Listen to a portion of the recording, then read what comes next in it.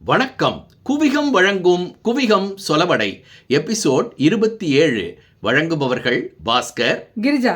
ஏங்க, நீங்க அடிக்கடி சொல்லுவீங்களே என் சமையல் ரொம்ப நல்லா இருக்குன்னு. ஆமா, அதுக்கு என்னப்ப? அதுவா, திருநெல்வேலியில ஒரு சொலவடை சொல்லுவாங்களே, 5 3 உண்டுன்னா அரியா பெண்ணும் சமைச்சிடுவான்னு.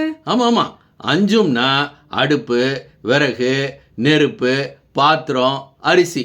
3ம்னா உப்பு, காரம், புளி.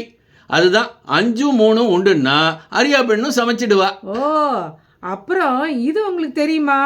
5 வயசு பிள்ளைக்கு 50 வயசு பொண்ணு காலை மடக்கணுமா? ஆமா ஆமா, பிள்ளைக ஓடி ஆடி விளையாடும் போது நம்ம கால் தடுக்கி விழுந்துடும்ல, அதுக்காகத்தான் அப்படி சொல்லியிருக்காங்க.